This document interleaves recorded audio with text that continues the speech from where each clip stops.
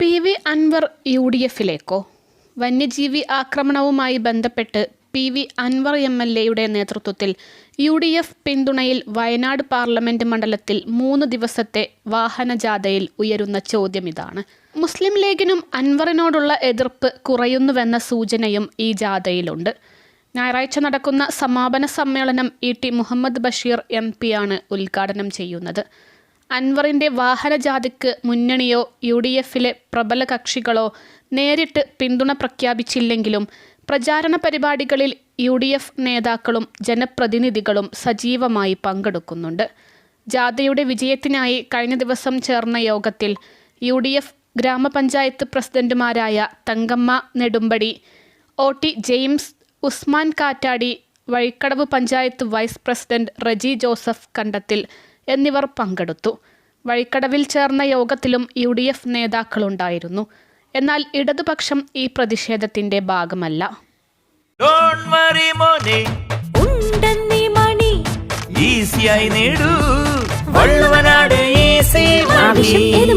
പണം ഞങ്ങൾ തരും. മുഖ്യമന്ത്രിയെയും ഉന്നത പോലീസ് ഉദ്യോഗസ്ഥരെയും രൂക്ഷമായി വിമർശിച്ച് LDFിൽ നിന്ന് പുറത്തായ പി.വി. അൻവർ ആദ്യം യു.ഡി.എഫുമായി അടുക്കുന്നതായി സൂചനയുണ്ടായിരുന്നു. പിന്നീട് DMK എന്ന പേരിൽ സ്വന്തം സംഘടന രൂപവൽക്കരിച്ചു.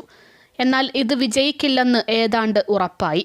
DMKയിലോ തൃണമൂൽ കോൺഗ്രസിലോ ചേരാനും അൻവർ ശ്രമിച്ചു. 2 പാർട്ടികളും താൽപ്പര്യം കാട്ടിയില്ലെന്നാണ് സൂചന.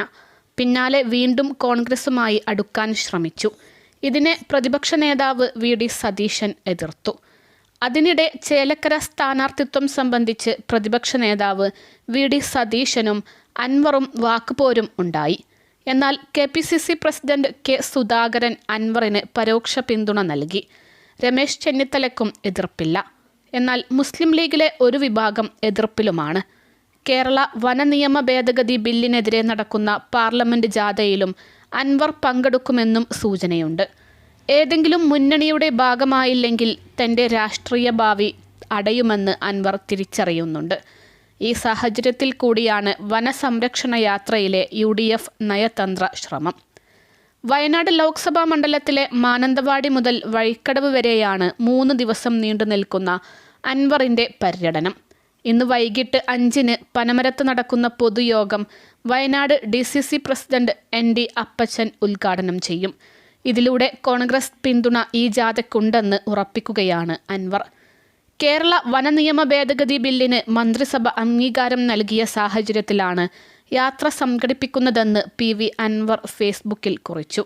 നിയമം പ്രാബല്യത്തിൽ വന്നാൽ കർഷകരുൾപ്പെടെയുള്ള സാധാരണക്കാർക്ക് നേരിടേണ്ടി വരുന്ന ബുദ്ധിമുട്ടുകൾ ചൂണ്ടിക്കാട്ടിയാകും പി.വി. അൻവർ MLAയുടെ പര്യടനം.